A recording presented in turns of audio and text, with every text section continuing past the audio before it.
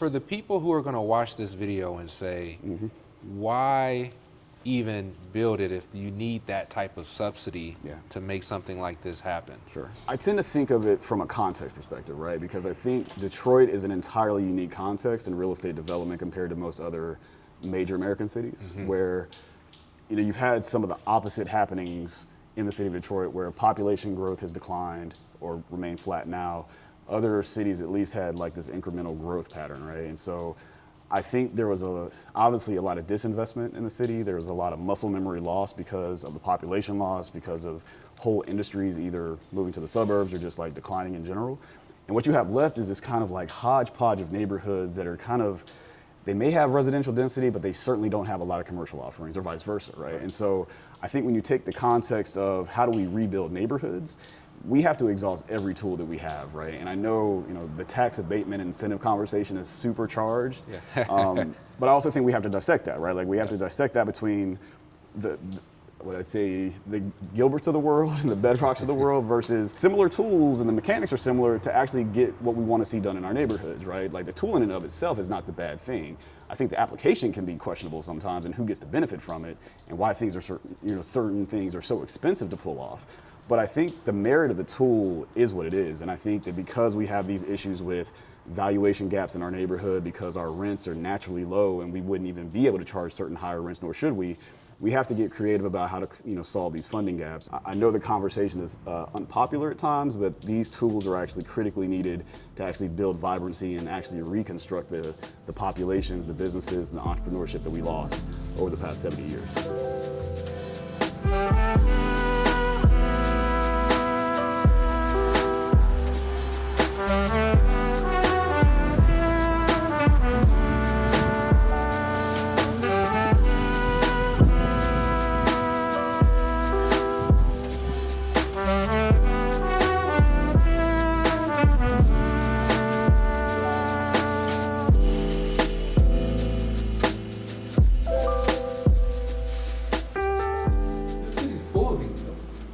Nothing but these buildings. It's like, even down the corridor. They're all about the same. Yeah. They're all built very similar. Very similar. So the problems are all going to be similar when we take them apart. There's a lot to be saved. Yeah. Truly, as far as beautiful architecture, this doesn't even meet that with me. This is an old building and it's nice, but there's some beautiful buildings that can be saved too. Oh yeah. Wow, man. How does it feel to be standing in your own building? It depends on the day. It's good, man. I think, I'm a control freak on some level, and I love the process of stuff, right? So being able to kind of set the tone and the tenor of how a project comes together, I get to pick that stress, and I pick the doozy of stress, but there's something about being able to kind of like create something from scratch or, reimagine something for sure. So it's a really cool opportunity. My name is Brandon Hodges. I'm the principal of Tribe Development. We are a Detroit headquartered real estate development and consulting firm. We also recently launched a real estate brokerage that we're in a partnership with. We're here today at the Deco building, what we call affectionately. It's 16703 East Warren. This is actually one of my first development projects as an owner. So I have a number of years of background in real estate development and finance, but co-developing this property with my business partner, Damon Dickerson. And we're here at the building. It's a 2-story mixed use gut rehab. We'll actually get into the interior. We're actually kind of stripping it down from basement to the second floor. It'll end up being 6 apartments and about 4,000 square feet of ground floor retail space. But really happy to be here with you guys today. This building was actually really interesting because we actually bought it from the city of Detroit. It had been vacant for a number of years, and as with the building is sitting vacant for a number of years, water intrusion happens. So if you actually took an aerial view, the roof is actually collapsed in like 3 or 4 different places. So we're going to do a full kind of roof replacement and stripping. But all that water kind of came down throughout the building. It kind of expands and contracts in the cavities of the walls. So there's obviously structural issues that we had to contend with on the masonry side. So we're doing new steel, new masonry, obviously new window openings throughout the building. And then we have our parking lot to the east, which is going to get a full kind of restoration for the goal of really activating the public plaza space that we have near our parking lot. Absolutely. I think one of the challenges that we actually kind of faced initially was not even building related in terms of construction. It was just navigating all the entitlements and the back paperwork and back history of the building, because we did buy it from the city of Detroit. There's always weird stuff in title reports that we have to reconcile, and that adds 3 to 4 to 6 months to a process. So working with the city was actually really great because they actually have internal resources that kind of helped us shepherd through the process. But there were some kind of quirky things that happened on this project. I think the other thing is just with the nature of an existing building, you go into it thinking you're going to do one thing, but as you kind of strip away layers, you find something totally different that you have to contend with. And so we have a really great architecture team, but we definitely figured and discovered some kind of hidden gems along the way that we're still contending with today. But really great project, and looking forward to actually kind of the second phase of construction. So we've done all the interior demolition, and we're actually going to start reconstructing the building in the next month. Is it hard to source the brick or a similar brick to what is already present on the building? Yeah, procurement of existing materials is super challenging because, you know, some of it doesn't even exist anymore, right? Like the producers are not making it. So we are coordinating with our contractor. We have Building Brick as our supplier. But one of the issues that we have, you can kind of see on the corner, because of the deterioration that happened on that facade, we have to match at least somewhat to the existing nature of the building. So the question was, can we even find kind of like this yellow Deco-inspired brick anymore? Or do we kind of go and pull a kind of audible and do something super colorful, like a forest green? So it'll be a little bit of a mix and matching of sorts, but all with design intent to honor that Deco heritage of Detroit. Absolutely. So for the folks that don't know what Deco means, and that kind of leads us into the name of this facility or this building, why the name the Deco? If you're from Detroit, maybe not from Detroit, you may not know the storied history of like the Art Deco movement. A number of buildings throughout the city are kind of designed in this Art Deco kind of motif, and you know, from our stadiums to our theaters, a lot of theaters throughout the city, some of which are still standing, some are not. You'll notice these really intricate details. Sometimes they're Aztec references, Mexican references. We kind of looked at the intricacy of some of the brick detailing, but our whole goal is to honor that Art Deco inspired look. And so some of the things that you'll notice as enhancements and features to the building are going to be some of the awnings that we use. We're going to do some kind of interesting metalwork to kind of honor that history. We have a local fabricator who's going to work with us on the steel side. And we're also going to do some muttons in the windows, so you're going to get that flair of kind of like how that Art Deco inspiration is going to kind of be reinterpreted for a more contemporary application. So you mentioned that this is the first development that you're actually coming in as an owner developer, but you actually have experience developing millions of dollars of development throughout the city of Detroit. Yeah. Could you elaborate a little bit more about that experience and what got you to this point? Yeah, so my background is actually in real estate finance. And so for probably the better part of my earlier career, I was helping finance affordable housing developments up and down the East Coast. Moved to Michigan after grad school and worked for a handful of developers, as Eddy mentioned. And so had the opportunity to work at different scales, which actually informed how we kind of go about development with Tribe. So worked on super neighborhood-oriented projects that were, $2 million, but up to, $50 million kind of the Boulevard project on West Grand Boulevard. So my former employer, we were active across a number of different neighborhoods, a number of different contexts. And what I saw was there was kind of this missing middle developer profile where, most big guys are not incentivized to go downstream, and most, folks who are starting with like duplexes or rehabs don't really know how to scale up, right? And so we're kind of in this interesting in-between where we can do the small stuff because that's our passion for neighborhoods, but we also know how to take on, larger development projects. And so this is about a $5.5 million project, give or take. But it was a really great starting point for us because we can actually see everything happening in real time. You kind of lose scale sometimes if you work too big, too fast, where it's like there's so many different things happening at once.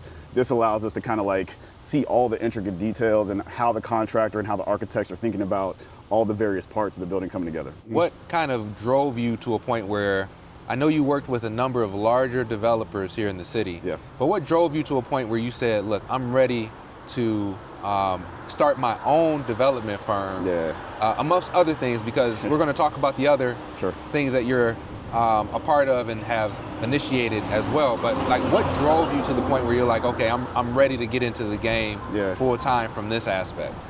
Yeah, I think it was just like seeing where I was going to hit my head. I come from a lending background, and so I'm a naturally kind of I wouldn't even say risk averse. I know how to like interpret risk, right? Like I know where the risk exposure is from a financial perspective, from a contracting perspective, and kind of taking that experience when I was doing it for other people, this was the unique opportunity to kind of do it for myself, where I could set the tone and the tempo, you know, establish the partners that I wanted to work with, the contractors, the architects.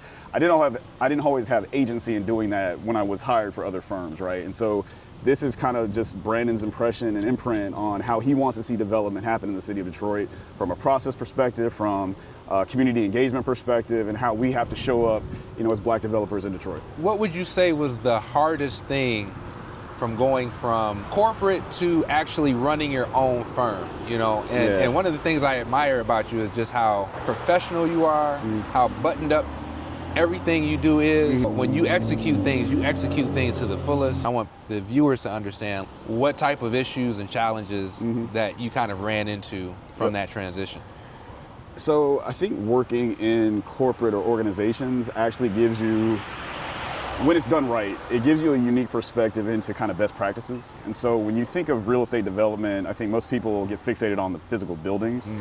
There's an entire back office administrative side of this business that you have to honor and perfect in order to do the real estate building stuff well, right? And so I think I saw that perspective, and it really started to make me think about, you know, I'm a one-man band today, but like as I grow the company, who do I need to hire? What partnerships and affiliations do I have to have early in order to make sure I'm not missing the steps that actually like create scale and create sustainability for real estate development companies? And so coming from that corporate background, I got a lot of that. And then it was a matter of, you know, I think I'm an artist too, so I'm a painter. Being able to kind of merge the discipline side of real estate with like the creative process, that's where like the magic happens for me. And so I really like the opportunity to kind of take something from a conceptual place and actually execute it based off numeric evaluation, the economics of a deal. I think the challenging part of starting a company in any respects, but specifically real estate development, is super capital intensive. We always are chasing the financing gap, as you probably heard a lot in the city of Detroit specifically, but working in a strategic neighborhood context was actually really important for us because we actually, you know, identified this building, and because we kind of have the strategic neighborhood funding to go along with it, it made that on-ramp a little bit more easy for us, right? And so where, as if this were not in an SNF neighborhood, that funding gap is still going to be persistent, and there are just fewer resources to kind of solve for it. So we were actually trying to be thoughtful about how can we get into a project that was the right scale, the right size, but also with a financial subsidy that would allow us to kind of pull it off quicker. So I can't promise you what is going to be in here today because we literally had our owner, architect, contractor meeting this morning, and I know they had started to do some stuff on the basement side. So we're actually walking into one of the first retail bays. So we'll have 3 commercial tenants on the ground floor. We've identified kind of our restaurant anchor tenant. And these are going to be 2 kind of small format, either office spaces, maybe a barbershop, maybe something a little bit more turnkey. But this is the existing nature of buildings once they're stripped down. Beautiful.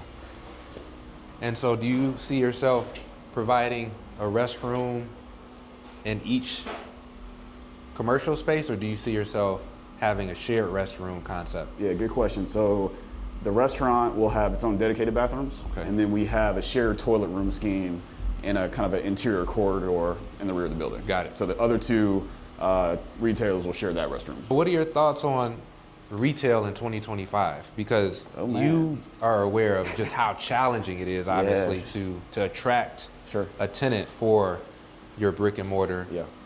Like, what did you run into in terms of challenges, successes? So the retail side of this business, or I say our project in general, it was really interesting because we actually hired a consultant to help us think through our food service operator, right? So restaurants are super expensive to build, they're super risky ventures, and we wanted to make sure that we were, one, casting a wide enough net to understand who was looking, who was ready to take on either a startup or even expand their operations. So we actually hired one of our good friends who is super tapped into the food and hospitality scene. She helped us kind of think through our community engagement strategy of how we can start to curate ideas, but also do it with a mind for what the community will and won't support. And so we kind of went through a 6 to 8 month process of kind of polling and surveying the East Warren residents and East Ingles Village residents and Morningside folks at the farmers market. So we were setting up with the East Warren Development Corporation kind of periodically on the Thursday afternoons, and ultimately landed on Mexican food. And so we were able to identify a really solid Mexican restaurant out of Southwest, La Jalisciense. So the second generation of that family is going to be opening a third location now, because they opened one in Taylor. But it's been a really interesting process, and I think, in general, retail is super risky. It's one of the reasons why we decided to launch the brokerage this summer. Okay.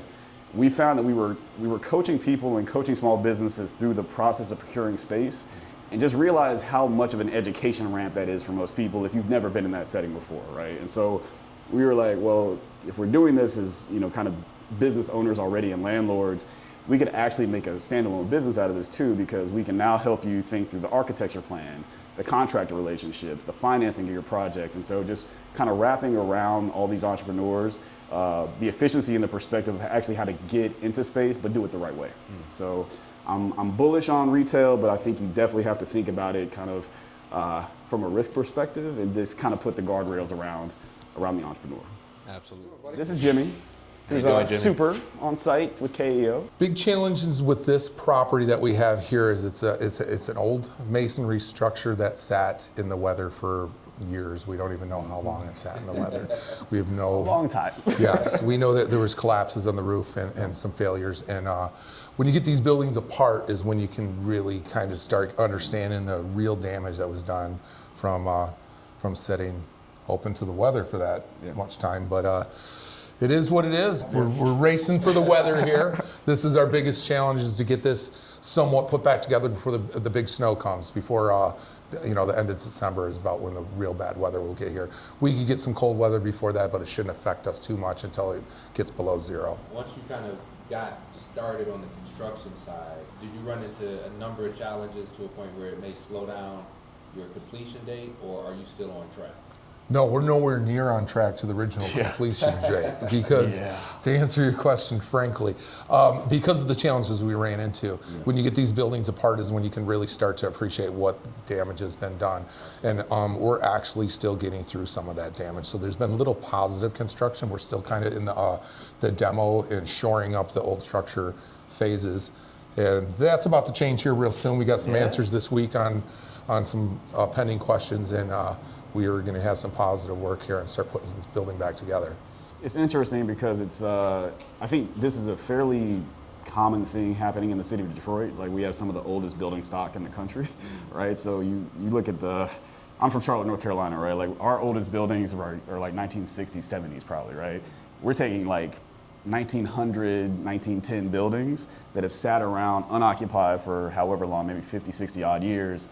You're bound to have issues, right? And so, the interesting thing about this one, as we started noticing the deterioration around the masonry, like when the demo crew came in, they're stripping stuff away that actually leads to a little bit more problem, because it can impact other things on the ground floor, right? And so it's kind of like this ripple or this chain of events where it's like you don't know when the bleeding is going to stop, but you buffer in contingency. You have a good contractor, you have a good architect to actually kind of help you see around those corners where you can or can't see. But we're trying to make it through. So this is actually a beautiful deck when they're done. Yeah. one of the interesting shots that I like to take people through, because you can kind of see the guts of a building. Wow, this is beautiful. In terms of how, it's almost like that cross-section elevation you see on an architectural plan, right? Yeah. And so we literally go from top to bottom, or bottom to top.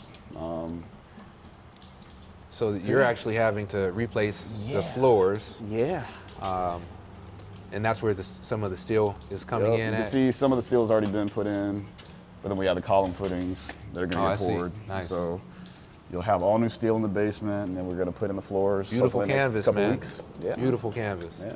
So when it comes to the restaurant, the restaurant's going to be located in that bay there? Both bays. Both in the front bays. Yep. So how are you prepping the restaurant build? Are you covering the build-out costs for the restaurant? Are you actually building the kitchen out for them, or is that something that they're going to be managing on their end? It's a really good question. So we just kind of had a frank conversation with our lender, just knowing to your earlier question about the difficulty of getting food and beverage providers into space, scoping it out the right way. Right. We're actually carrying the bulk of the kitchen build out. Okay. In terms of cost, the exhaust system, all that good stuff. Yep. So they literally kind of only have to worry about the fit out of the retail and floor space. Nice. We knew that, you know, getting an SBA loan back in 2024 was difficult. Getting it in 2025, certainly more challenging. But we just wanted an easier on-road for them to get up and get running. When it comes to the residential units, Yep. are these going to be affordable units? Yeah, it'll be naturally occurring affordable. So this is not a capital A affordable housing where we're using, you know, federal tax credits and have kind of a mandated AMI restriction, so to speak.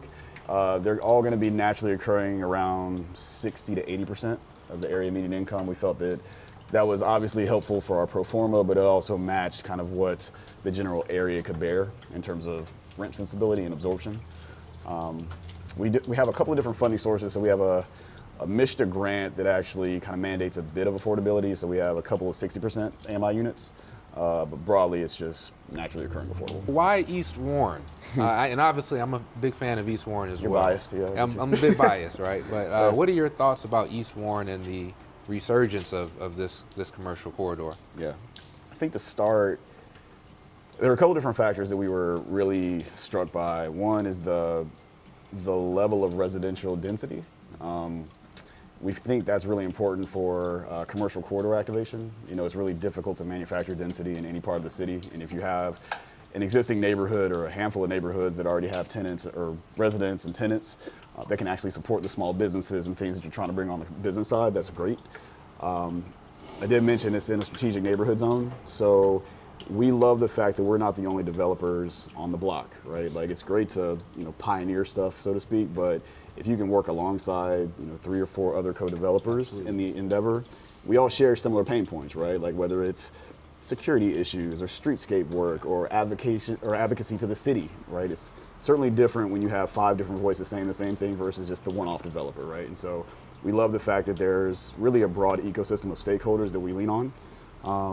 And we also appreciate the fact that it came with some subsidy, right? So, you know, obviously the calculus of real estate is kind of simple, but it's difficult to fill these funding gaps, right? And if we could identify opportunities that actually help us do that, this was one of the zones that we wanted to target.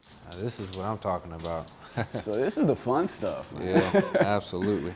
This is it's kind of cool, man, right? Because you see I think people see the end product, right? And I think real estate is so much of like the ribbon cutting end product. Yeah. And very rarely do you get to see the process from start to finish, right? And I think, you know, I've always appreciated the fact that you can take something like this and in like 8 months it's going to look completely different. Right. Hopefully. But yeah, this is where we started. So you talked subsidy, right? Mm-hmm. And one of the things that I remember you saying was that as a developer, you spend 80 to 90% of your time chasing subsidies, especially when we're developing in the neighborhoods of the city of Detroit. Can you elaborate on that and I guess let folks know just how challenging it is to make a project like this pencil here in the neighborhood of the city of Detroit? Yeah, so in real dollars and cents terms, like you size a real estate project, you know, real estate is debt, it's equity, and sometimes you have funny money to account for these funding gaps. Your lender is gonna only give you so much debt on a project, and that's usually dictated by either the value of the property or the revenue that the property generates and your ability to support that debt, right? So you have a debt service constraint or you have a value constraint. This building costs 5.5, give or take. It only appraises for 1.3. Right? So off top, you're solving for a huge issue of the gap in the cost of a building and to get it where it needs to be and the supportable debt you can get on it, right? So because of that, you know, you have a very small loan amount that you can support. So then the question is, how do you account for the other $3.5 million of cost, right? And so this project I mentioned had a MISHDA grant on it. It has strategic neighborhood fund subsidy through Invest Detroit. Invest Detroit has the senior loan. We also have revitalization and placemaking grant through the MEDC or Michigan Economic Development Corporation. So we had to cobble together. Oh, and we also have obviously owner's equity, and then we were beneficiaries of the Eddy Fund, which Rod Hardiman and Urge Development Group run. And so you can see that, a project it's not a huge project, but it took like 6 or 7 different capital sources to make this thing pencil. Right. And it's always, I'd say, more difficult to do the small scale deals because you don't have enough revenue to spread over the building, right? If you're building like, 100 units, 200 units, you at least have the revenue to support that, or you can amortize the cost over more units. Here we have 6 residential units and kind of 4,000 square feet of ground floor retail. It's just an awkward type of project to finance, and because of that reason, and this is not dissimilar from most of the other commercial corridors in the city, it takes a pretty significant funding subsidy to get these deals over the finish line. For the people who are going to watch this video and say, why even build it if you need that type of subsidy to make something like this happen? Sure.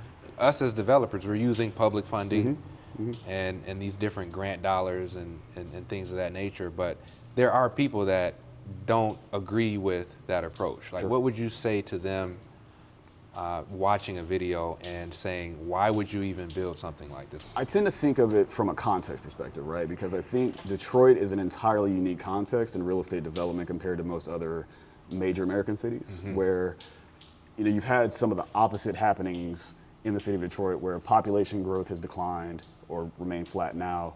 Other cities at least had like this incremental growth pattern, right? And so I think there was obviously a lot of disinvestment in the city. There was a lot of muscle memory loss because of the population loss, because of whole industries either moving to the suburbs or just like declining in general.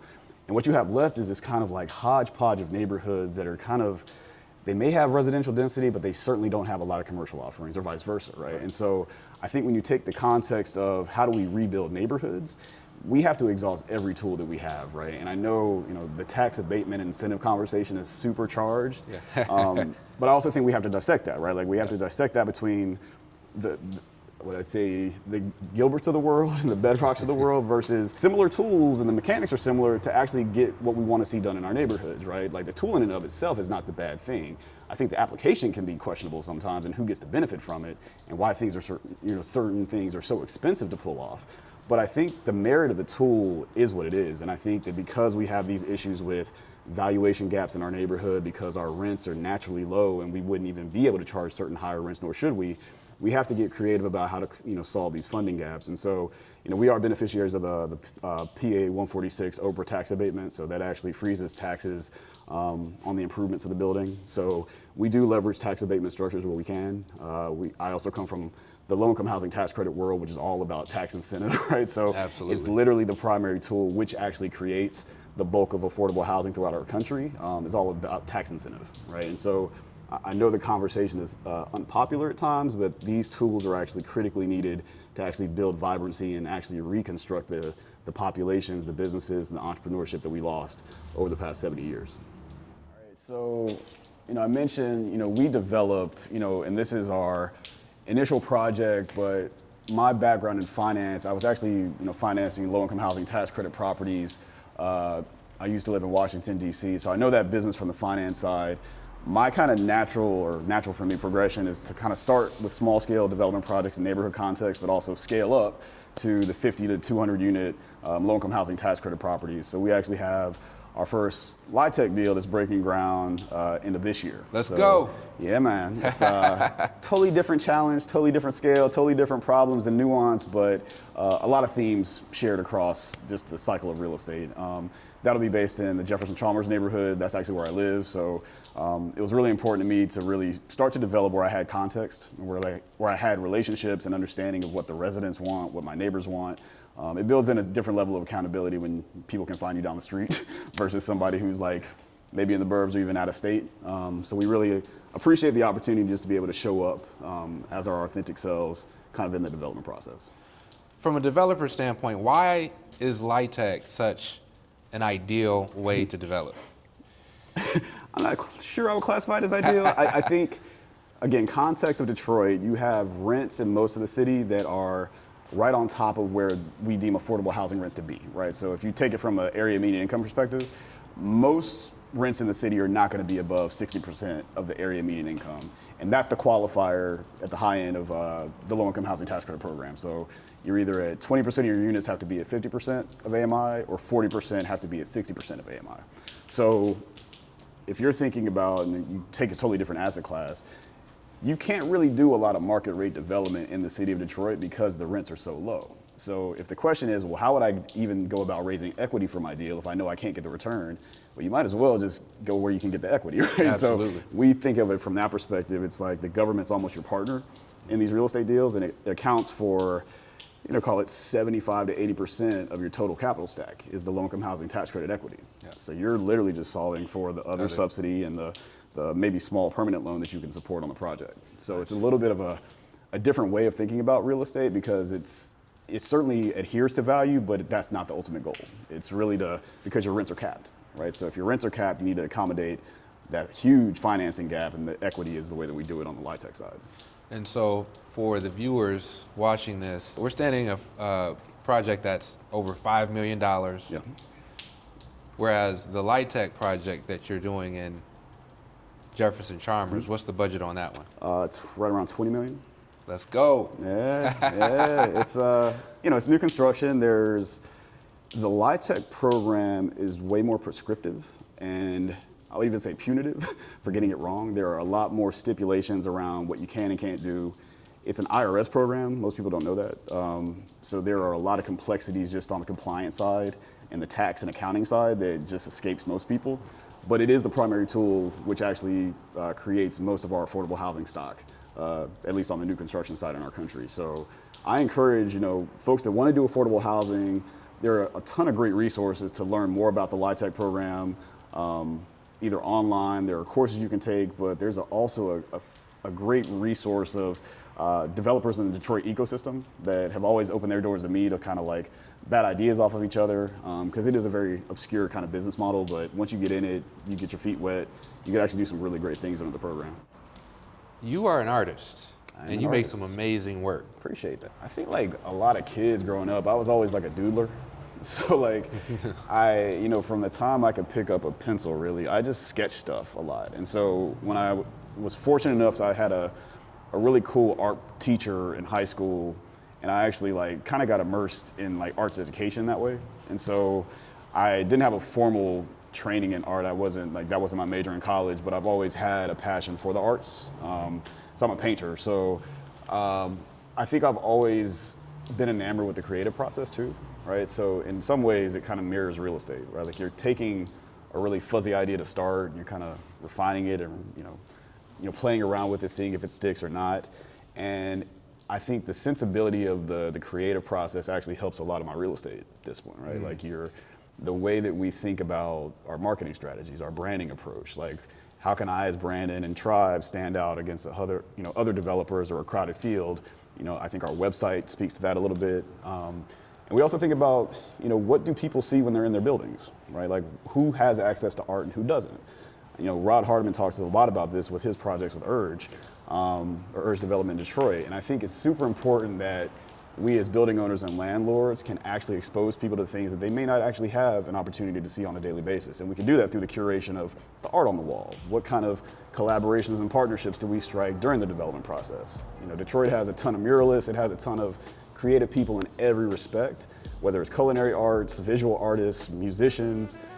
Those are dope collaborations that we can always bring into the real estate space. So I just love that kind of mashup.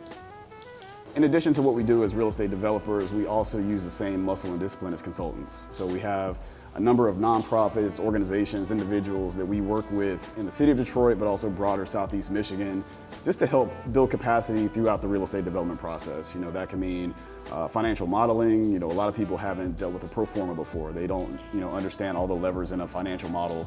That can be, going through city entitlement processes. It could be hiring and firing, or hiring architects, contractors, all the vendors that come into the deal team.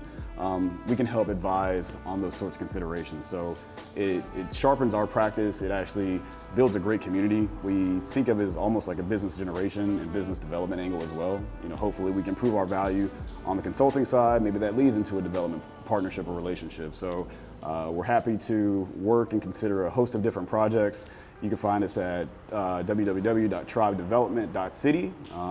And I also don't have a presence on social media yet, but that's coming. But I'm also very accessible via my cell phone too.